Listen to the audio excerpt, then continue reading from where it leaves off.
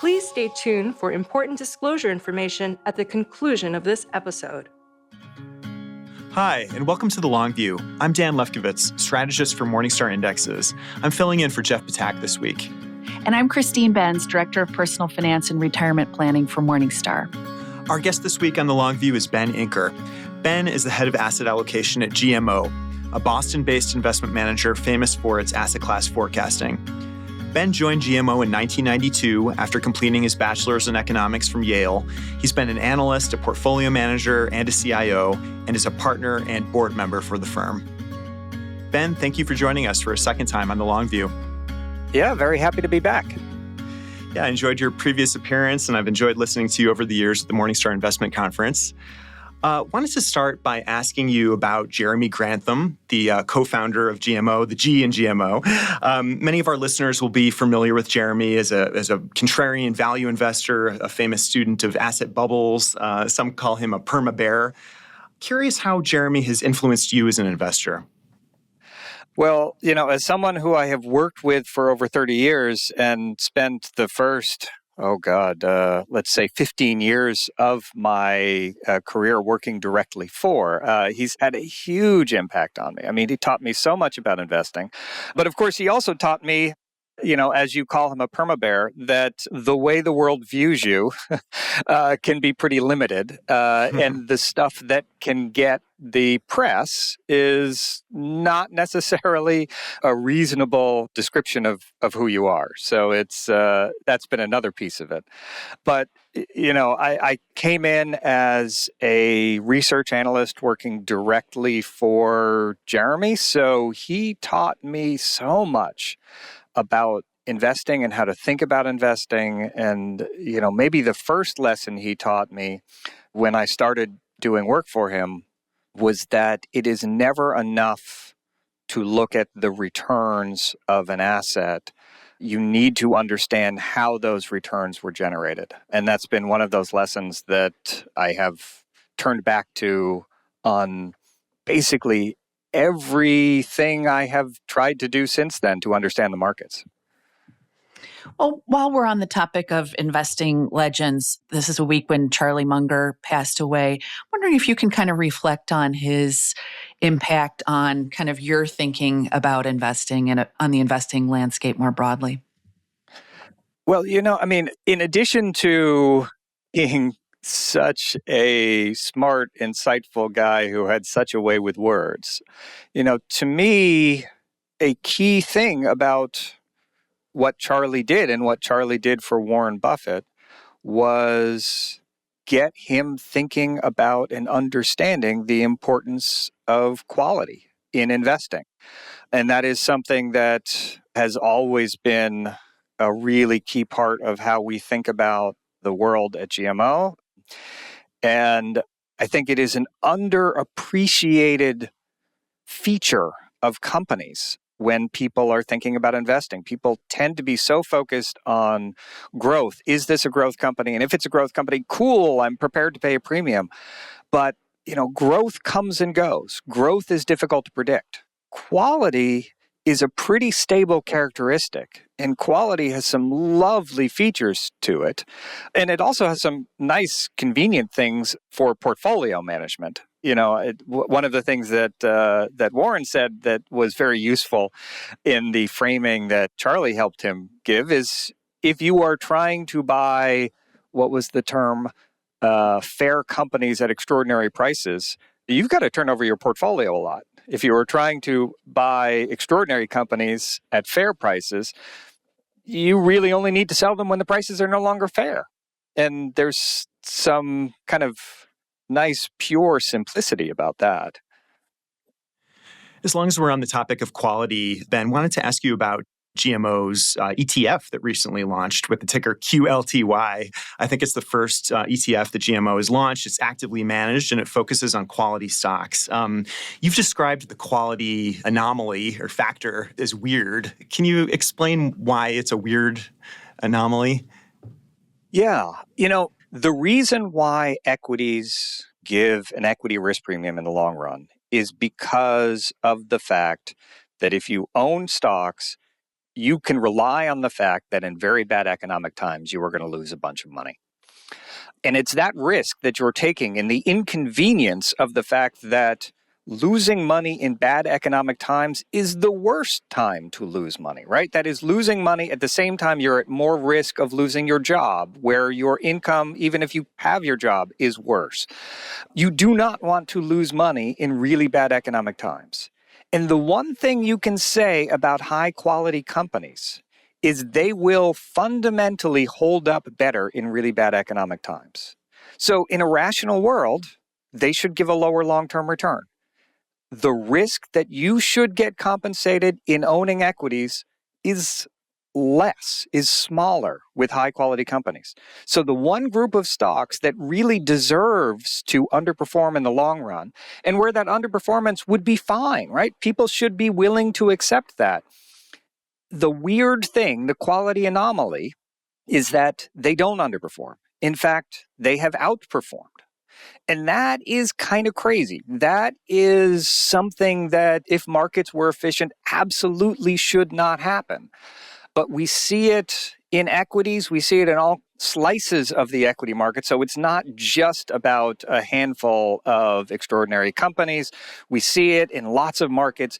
We even see it in the bond market. There is this strange problem in financial markets that people underprice quality characteristics. And it's a good thing for us as active investors, but it's maybe one of the weirdest persistent anomalies in markets, because it's not just, oh, stocks starting with Q do particularly well, or I don't know, even if value stocks outperform in the long run. You can come up with perfectly reasonable explanations for that. It is very, very difficult to come up with a rational reason why higher quality companies would persistently outperform, and yet they do. So you kind of alluded to this in your response just now, but I wanted to ask about other geographies outside the US. Does quality work equally well outside the US? And should we expect to see more ETFs from GMO focused on quality in other markets? You know, for us, launching an ETF, part of it was about the strategy and part of it was about where the demand was. And ETFs are a much bigger deal for US-based investors, given the unique tax advantages they have for US-based investors. And US-based investors really like US domiciled stocks. So this was an obvious first ETF for us. It's also one where, because it's not that high a turnover strategy, it is something that we can do actively that can be really pretty tax efficient. In terms of the next ETF, some of that is going to be driven by other strategies we run, but it's also going to be driven by where do we think U.S. domiciled investors are likely to be interested. And I don't know whether a non-U.S. quality strategy is going to capture the fancy of US-based investors. It should. Quality has outperformed broadly across markets and across time. And, you know, there are certainly high-quality non-US stocks. I will say it is an interesting thing, and I get accused of kind of saying only negative things about US stocks. But if you look across the global stock universe and you were to just pick, regardless of domicile, which are the very highest quality companies around the world, a disproportionate share of them are US based. And so the US is a place where you can run a high quality strategy and really not have to compromise much on truly buying very high quality companies. In some other geographies, it's a little bit dicier. You know, you can always define the highest quality 25% of, let's say, the emerging markets universe. But some of those companies will not be as high quality as you could get in a high quality US portfolio. Ben, before we get to your current outlook, I wanted to reflect a little bit on the past few years. You previously appeared on the Long View in mid-2020, so the midst of the pandemic. I went back and listened to that episode, and there were some areas where you were very prescient. You were negative on bonds, which contributed to a bearish outlook for the U.S. 60/40 portfolio. And of course, we had the worst bond market ever since then, and a bear market for equities as well in 2022 in the U.S. But on the flip side, you had a lot of conviction at that time in equities outside of the U.S., including emerging markets. What do you think accounts for the U.S.'s continued dominance from an equity market perspective? There's a few things. A couple of them, I think, are more likely to be temporary than permanent. Since the middle of 2020, a couple of things have happened. One is the U.S. dollar has been particularly strong, and the U.S. dollar today looks pretty overvalued, which is a problem for U.S. domiciled companies relative to non-U.S. companies on a forward-looking basis. But over this period, the fact that the dollar has been strong has been a kind of a headwind for U.S. dollar returns for non-U.S. equities. Another thing that has happened is in most of the rest of the world, valuations are down substantially from where they were in 2020. And in the U.S., they're not. So the U.S. has moved to a bigger premium on average than it was trading at versus the rest of the world since 2020.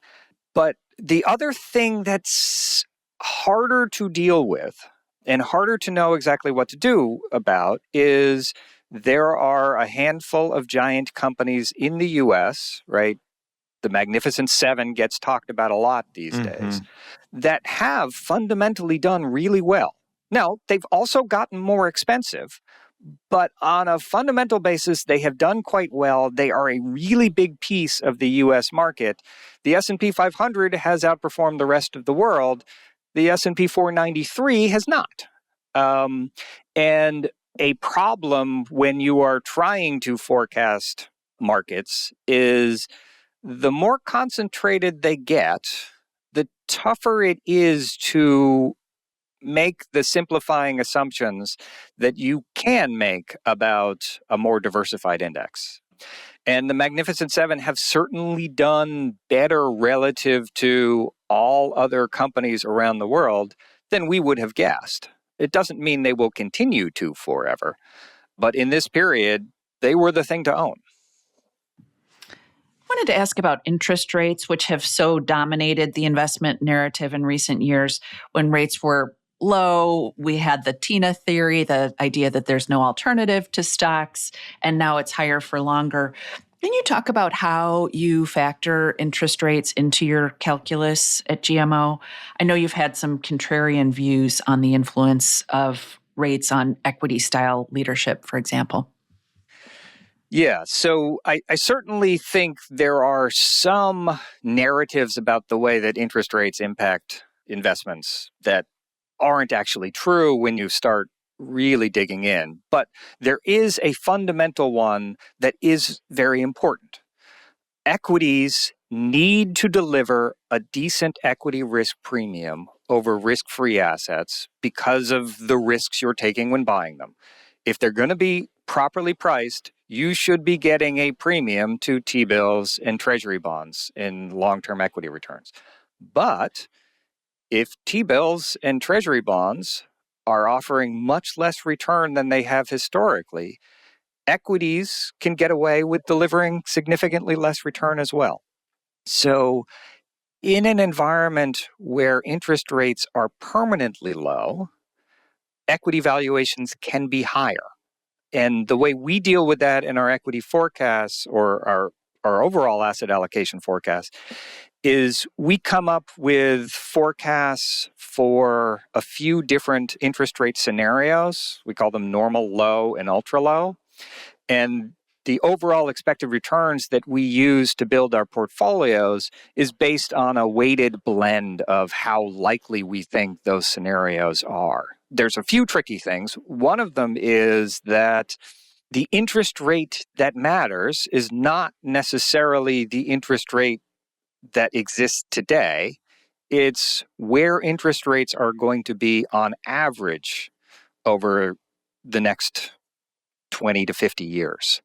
And even in 2020, when interest rates were really low, we didn't think it was particularly likely that interest rates would stay that low over the next 20 years. So we would have said, oh, yes, today bonds make very little sense, but that doesn't mean you should put all of your money in the stock market because it looks better than bonds, because in a world where interest rates were going to rise, that was going to hit both stocks and bonds. Ben, you're skeptical of some of the conventional wisdom about how interest rates impact particular styles of stocks. Talk about that. Yeah, it comes back to one of the lessons Jeremy Grantham taught me at the very beginning of my career, which is you need to be really careful about how returns are generated. There is this assumption that growth stocks are a longer duration investment because you get less in dividends and more in growth. And therefore, when interest rates fall, that should be a bigger plus for them than it is for value stocks. And that sounds very straightforward. And it would be if, when you invested in growth stocks, you were investing in companies that were guaranteed to achieve the growth you were hoping they would achieve. But it turns out what makes growth investing difficult is predicting growth is difficult. And the pain of a growth shortfall in a company that was priced for growth is a big deal. And that aggregate pain has been the reason why over the last 50 or 100 years, growth stocks on average have underperformed the market by a little bit. In the absence of that pain, they would have outperformed quite strongly. And so the problem with thinking in terms of, I'm going to run a discounted cash flow model, I'm going to do a dividend discount model, and it's going to be on the basis of my best estimate of what's going to happen to, NVIDIA over the next 20 years, is it turns out the impact on returns, if your forecast was too bullish, you were overestimating how much growth there was going to be, is a huge negative if growth stocks are trading at a big premium. So if you say, well, interest rates are low and therefore growth stocks should be trading at a big premium, if growth stocks are trading at a big premium, every time one of those growth stocks disappoints, you're going to get a really big negative return. And so if you actually model out the complexity of the fact that neither growth nor value investing is a static strategy, there is always turnover to the portfolio. If you assumed the growth valuation premium could go up substantially when interest rates went down, you would come up with a set of return components that would guarantee that growth would underperform in the long run. So I didn't do a great job of explaining that. But if you oversimplify the way you think returns are generated from a style of investing, you're going to get wrong answers. You are going to come to inaccurate conclusions. And lots of people do that with regard to growth and value investing. And those oversimplified narratives have consequences. I wanted to ask about GMO benchmark free allocation, which is one of the funds you worked on. It performed very well in 2022, which was a down year for both stocks and bonds. And you talked about having what you called Jomo, joy of missing out, because you were light on fixed income, light on growth stocks, no crypto. Have you been surprised by 2023? It seems like in a lot of ways, it's sort of a return to the pre-2022 regime where we have growth over value and a small group of U.S. mega caps kind of pacing the market. Can you talk about that? Yeah.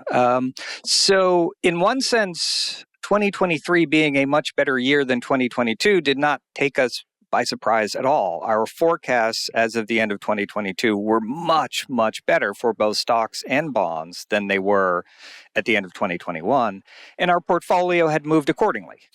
We had substantially more equity stocks in the portfolio than we did, and we've continued to buy stocks during the course of 2023.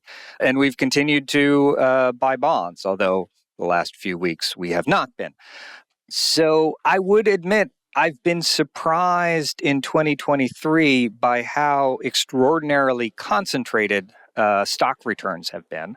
I'm not surprised it's been a better year for stocks generally. I am surprised that the Magnificent Seven have returned an average of, I think, something like 100%, and the rest of the U.S. market has delivered more like 3%.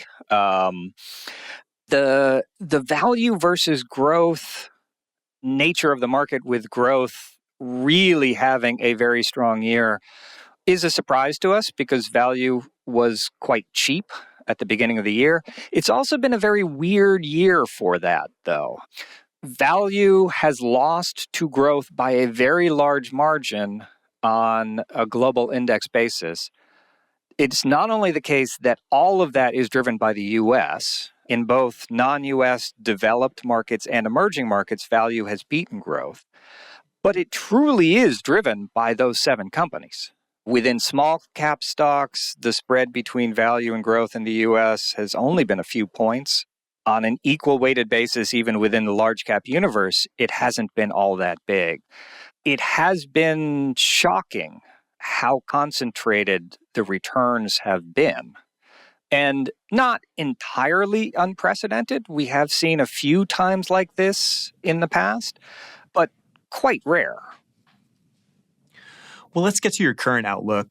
Ben, you recently presented at a GMO client conference, and your presentation was entitled Spoiled for Choice. We'd love to delve into the asset classes where you have the highest conviction. But before we get into the specifics, why at a high level are you so excited about the opportunity set right now? There's still a lot of risks out there, risk of recession, there's the higher for longer interest rate dynamic, yet you're calling the investment environment wildly better than 2 years ago. Well, the reason why the investment environment to us looks wildly better than it did 2 years ago is not because there aren't risks. There's always risks in the global economy. We don't really know how to forecast recessions particularly well. I feel comfortable in saying that because I don't think anybody else does either. Mm-hmm. Recessions basically always come as a surprise to investors. And so when we're looking at markets and trying to decide whether we're excited or fearful, it tends to be much less driven by, well, is there a risk of a recession out there? And much more about, well, how much am I getting paid for taking equity risk or taking recession risk? When we're getting paid well for taking risk, we're excited about taking risk. And today, in a number of pockets around the world, you can get paid quite well for taking risk. The other thing that makes us excited as investors, though, is if you choose not to take risk, if you choose to own much less risky assets like T-bills or treasury bonds or inflation-protected bonds, they're offering so much more than they have in years and years. So the exciting thing for investors is whether you're looking to buy an equity portfolio, a fixed income portfolio, or a diversified portfolio across assets, the outlook looks pretty good. Bonds look good today for the first time in years and years. Cash is offering a higher return than we have seen in this country in 20 years. That's actually, one of the things that I think gets underappreciated. Hedge funds have gotten in general, a bad rap because over the last 20 years, they haven't returned all that much. One of the reasons why they haven't done very well in absolute terms is because cash rates on average have been close to zero. And if you are performing a hedged activity, your underlying return is cash. And in the 90s, that cash averaged I think about 5%. So you were starting with a 5% return. And if you could do something else on top of that, it wasn't that hard to get to a double-digit return. When that cash is starting at zero, your chances of getting to that double-digit return are really low. And the nice thing about today is cash is yielding 5 again. And that's good for cash. It's helpful for fixed income of all kinds because the yields have been dragged up. We think it has helped drive stock valuations down. And one of the things that I think people don't fully appreciate, 2022 was a bad year for stocks. 2023 has been a good year for stocks, particularly in the US. And again, most of that is driven by the Magnificent Seven. But even if the stock market in round numbers is about where it was a couple of years ago, it's still substantially cheaper because two things have happened. One is we've had a significant amount of inflation. And that increases fair value for stocks because stocks are real assets. They create the goods and services that go into inflation. When inflation goes up, the fair value of stocks goes up. The other thing that's happened is over the last couple of years, we have seen economic growth. And as that economic growth occurs, fair value goes up. Now, as we look at it, it hasn't gone up faster in the US than it has on average in the rest of the world, but it has gone up. And so even US stocks, we think, are substantially better than they were a couple of years ago. And when you get into the cheapest 20% of the US stock market, what we refer to as deep value, we think those stocks are probably cheap in absolute terms. And it's been a while since we have been able to say there is a group of stocks in the US that we think is cheap in absolute terms. So, related question, kind of thinking about the Magnificent Seven and, lifting the US total market. Do you think there's something kind of structural going on with the market that's causing the total US market to be so concentrated? And is it kind of self-perpetuating? Have you looked at that or thought about that? So, the time that I would say is most comparable to what seems to be going on in the US right now is the Nifty 50 era in the early 70s. And we see the connections in a couple of different ways. One is the simple concentration level of the US stock market. The top 7 stocks in the US are something around 29% of the S&P 500. That is much more concentrated than it has been on average over the last 50 years. The last time it looked similar was in the Nifty 50 era. It also got pretty concentrated in 2000 during the internet bubble. But that was, to our mind, a different environment. Those big companies were very much big because they were expensive. And so that really was a bubble and was sort of guaranteed to burst. The Nifty 50 was an interestingly different environment. Those companies were big, they were expensive, and the Magnificent Seven, to be clear, are more expensive by a significant margin than the average company in the S&P 500. But what's been interesting in the years running up to today is the way they got there was not some sort of short-term investment fad, but the fact that these companies in general have delivered really strong growth for a long time. And that was the interesting thing about the Nifty 50 era. The Nifty 50 stocks were the so-called one-decision stocks. They were companies that were so extraordinary, you could buy them and you never had to sell them. And the reason they got that way is because for a weirdly long period of time, from the early 60s to the early 70s, that group of growth companies didn't disappoint. So I talked earlier about the difficulty in investing in growth being those growth companies that disappoint.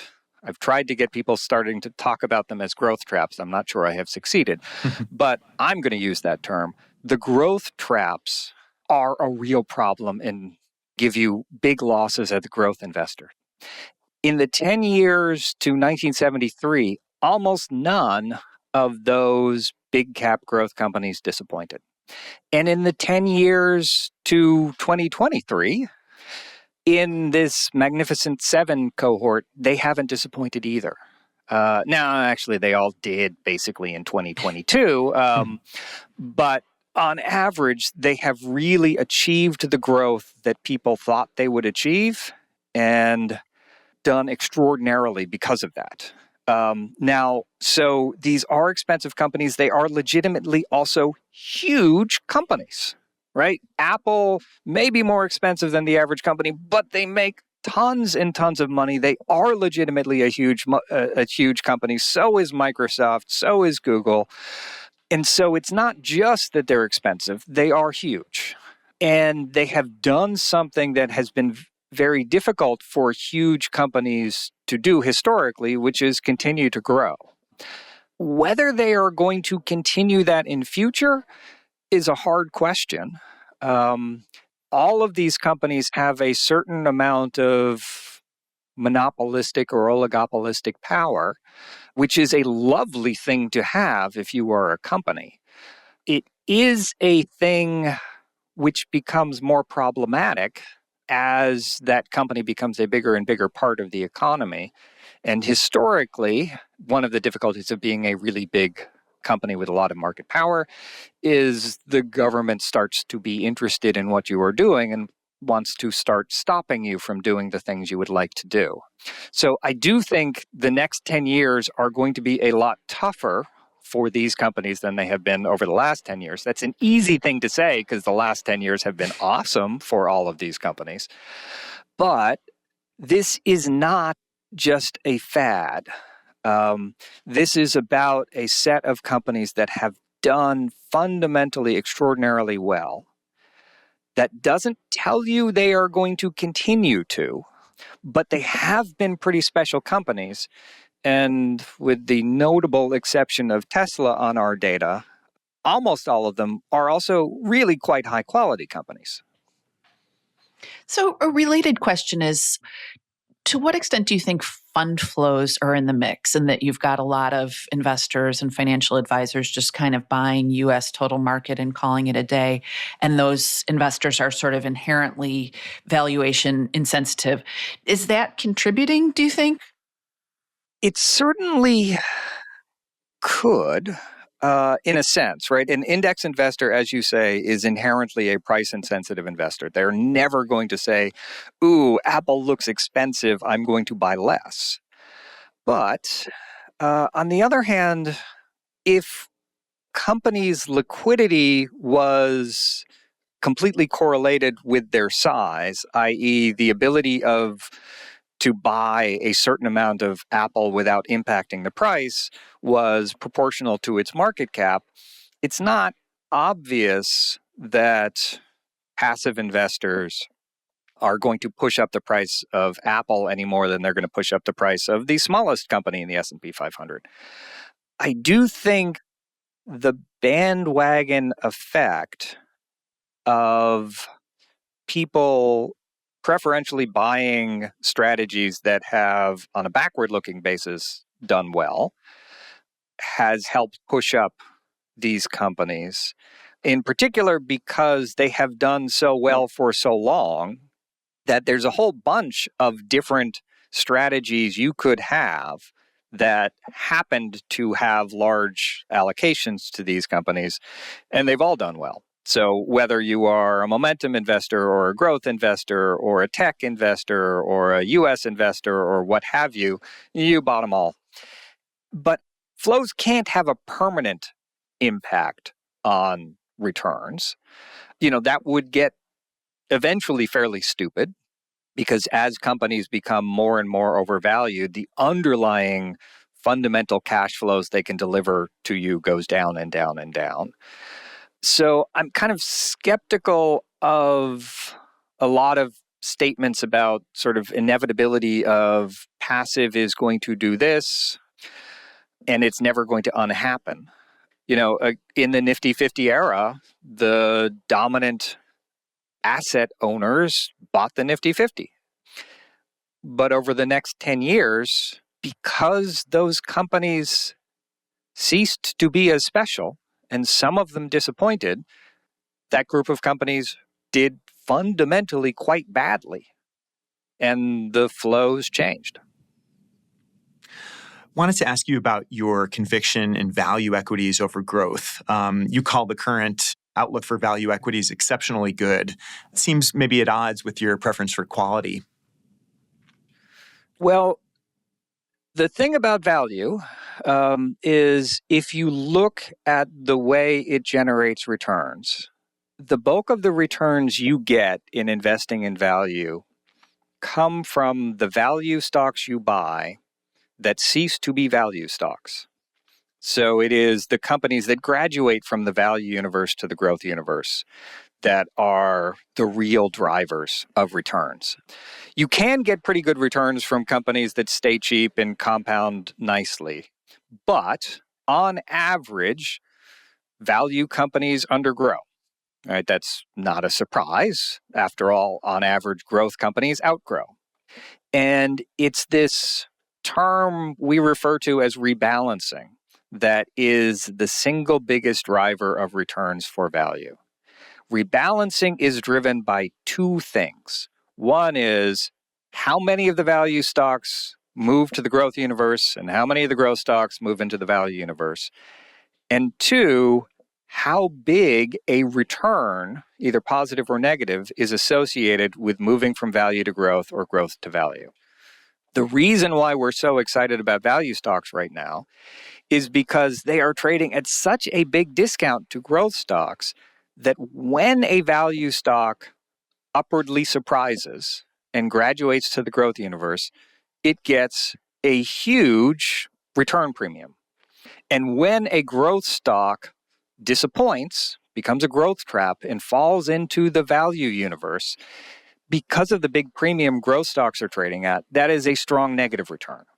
And so when value stocks are trading at a much bigger discount than normal, we get excited because that rebalancing is going to be bigger than normal. And looked at on average across stocks, it's actually worked out pretty well this year. You know, the outperformance of growth, again, has been truly dominated by a handful of companies.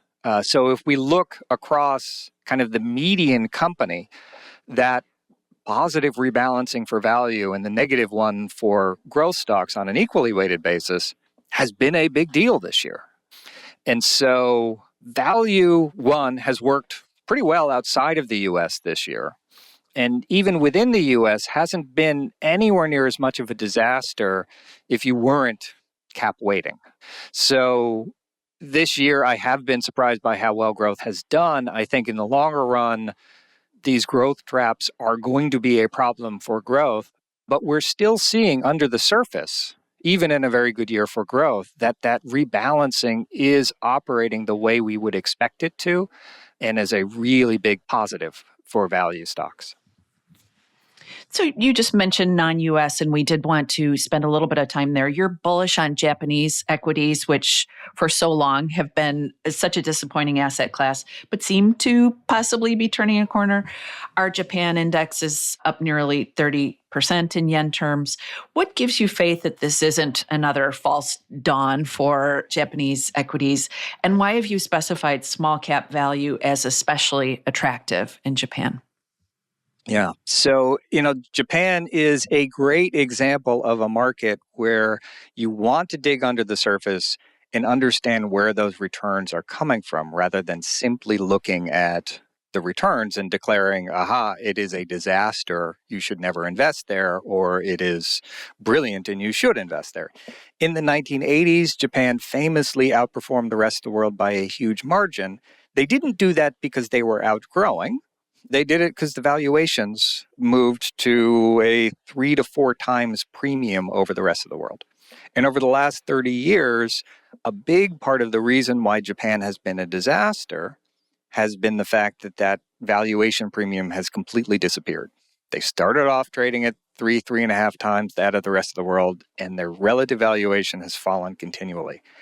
However, even that huge valuation negative doesn't fully explain how bad Japan has been. The other piece that has been the driver of disappointing returns in Japan is their return on capital has been half that of the rest of the world. As an investor in stocks in the long run, the two things that matter the most are what is the price you are paying? So, what is the valuation of the assets? And what is the return on capital of those assets? And Japan had seen falling valuations and a horrible return on capital. Why are we excited about Japan today? Well, that valuation premium is gone. Japan is now trading modestly cheaper than the world outside of the US and substantially cheaper than the US. The other really exciting thing is their underlying return on capital has hugely improved, and we see signs that it is going to continue to improve. So in Japan, their operating margins, they have basically doubled since Prime Minister Abe came back into power in 2013. And that's really awesome because they needed to get that done. Japanese companies were not sufficiently focused on the profitability of their sales. They were more focused on revenue. The other thing they need to do is start worrying about their balance sheets.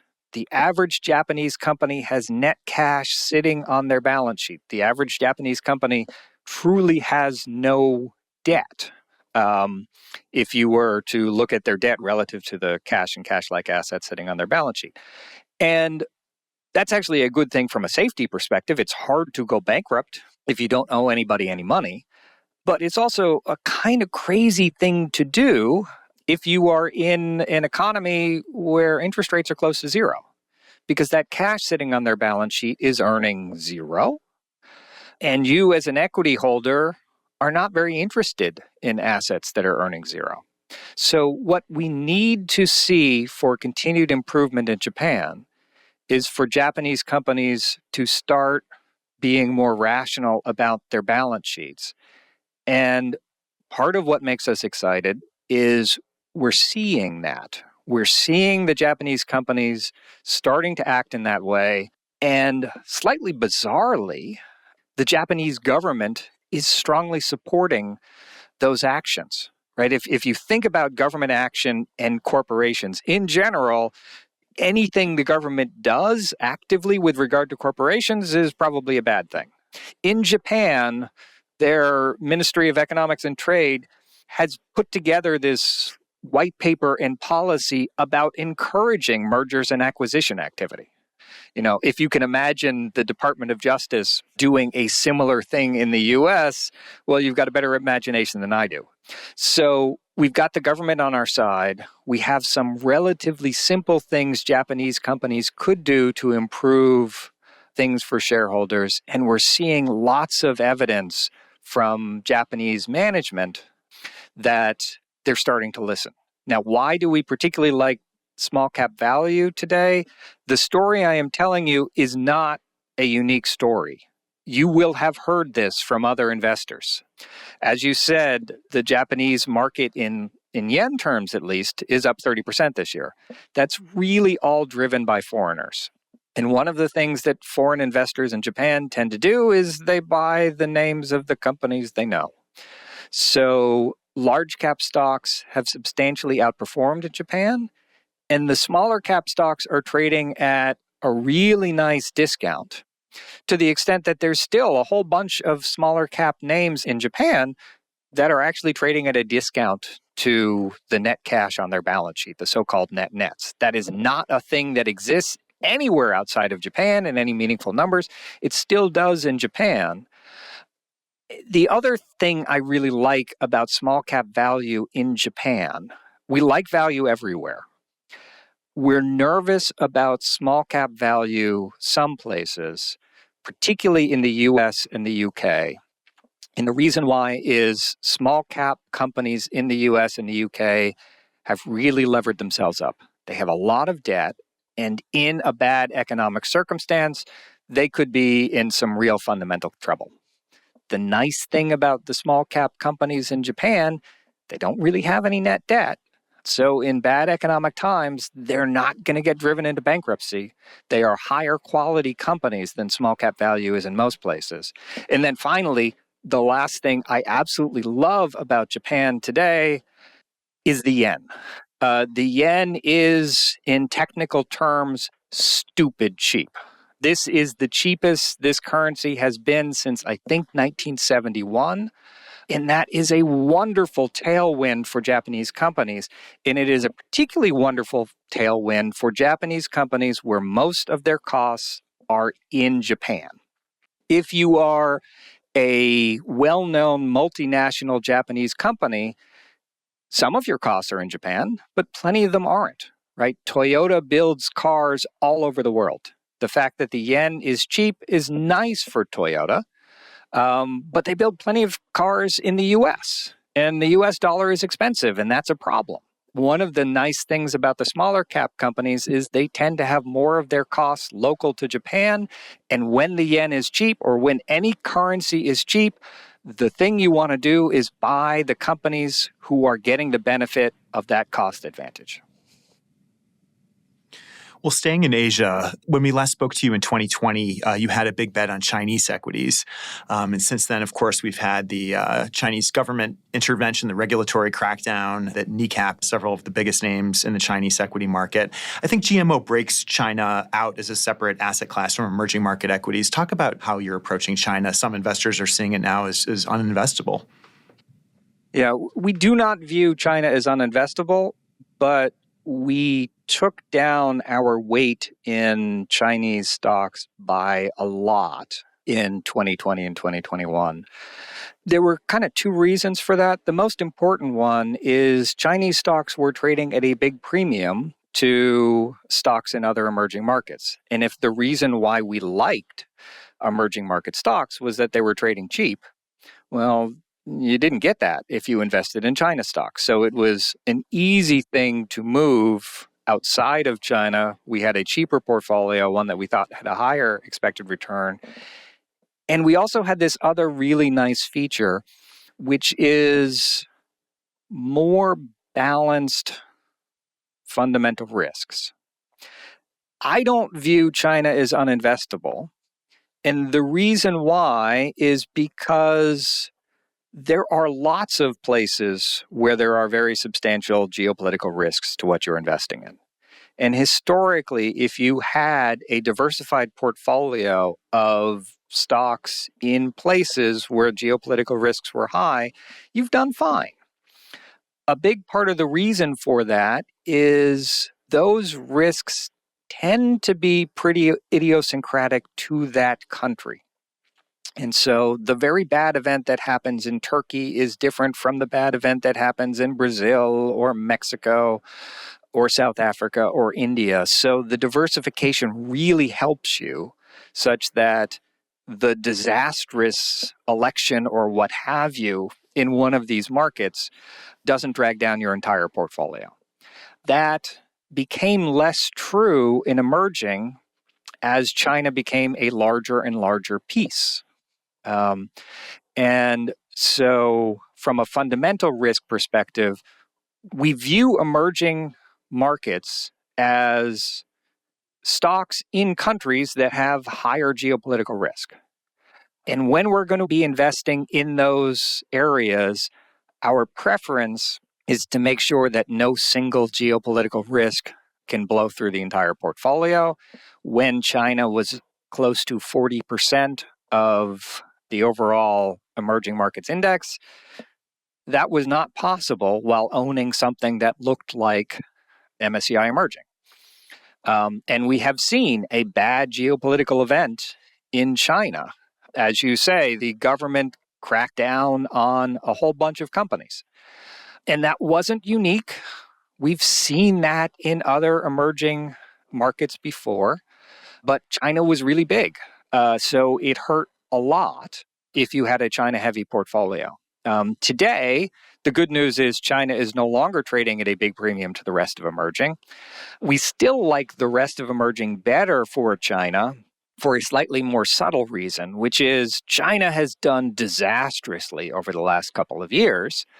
It has done pretty disastrously from an economic perspective and even more disastrously from an overall stock market perspective. One of the things, though, that has happened is value has been a wonderful thing in China. Value has very strongly outperformed in China.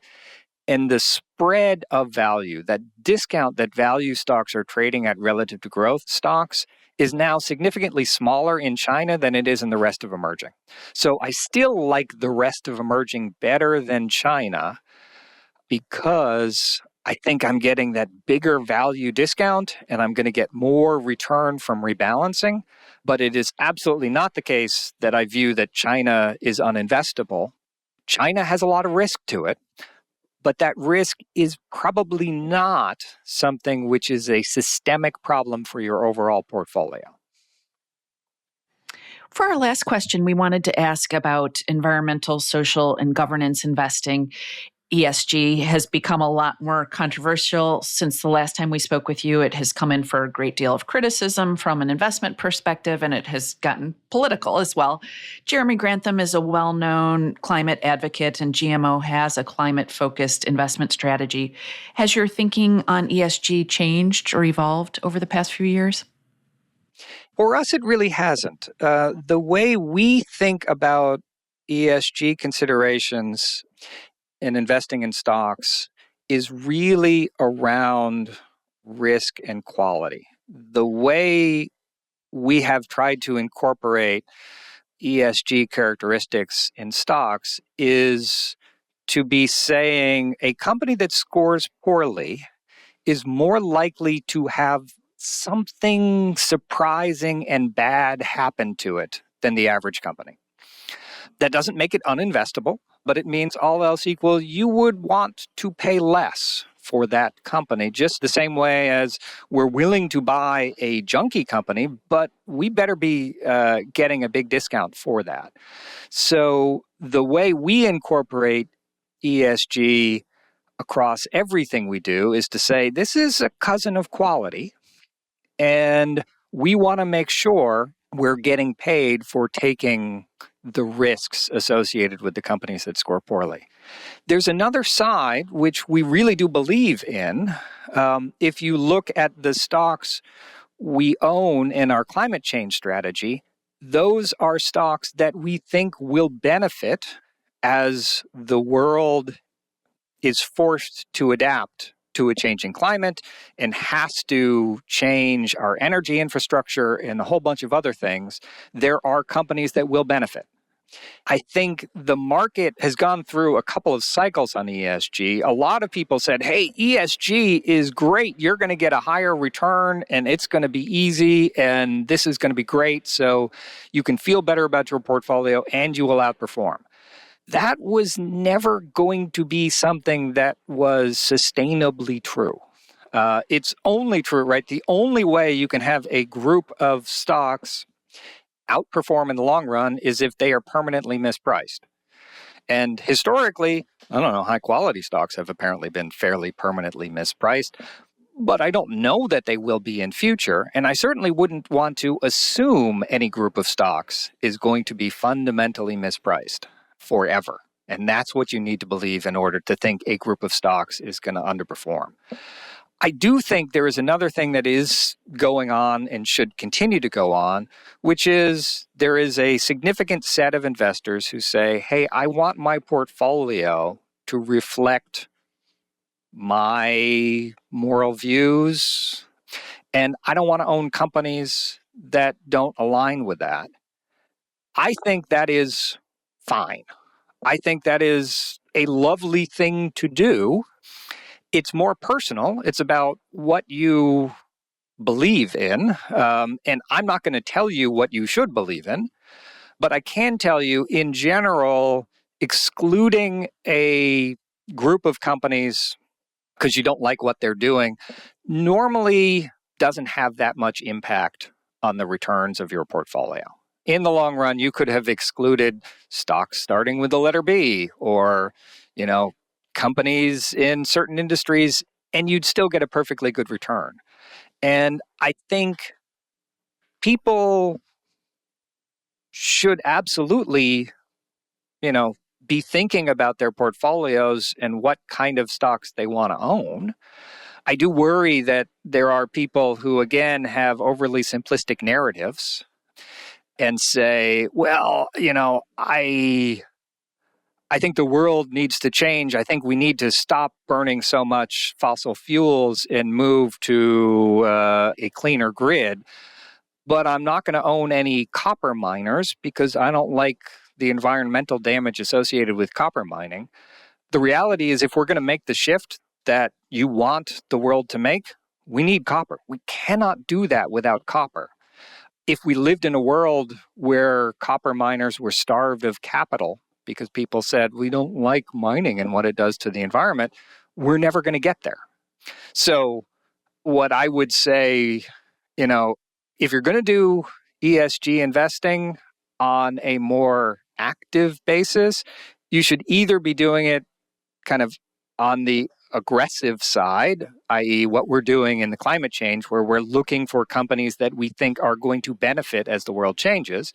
You can do it on the moral side of saying, hey, I don't want to own tobacco companies, or I don't want to own coal companies, or I don't want to own companies that, create weapons of mass destruction. All of that can make sense, but I think some of the backlash is politically driven. We live in a country where it is more or less impossible to have a statement of values which somebody is not going to violently disagree with. But I think some of the investor backlash against ESG investing came from irresponsible promises. It is not going to be the case that investing will be easy if you do X. And a bunch of people on the ESG side said, investing is easy if you're going to use ESG. Well, Ben, thanks so much for joining us on The Long View. It's been great to have you. Yeah, this was fun. Thanks so much for having me. Thanks so much, Ben.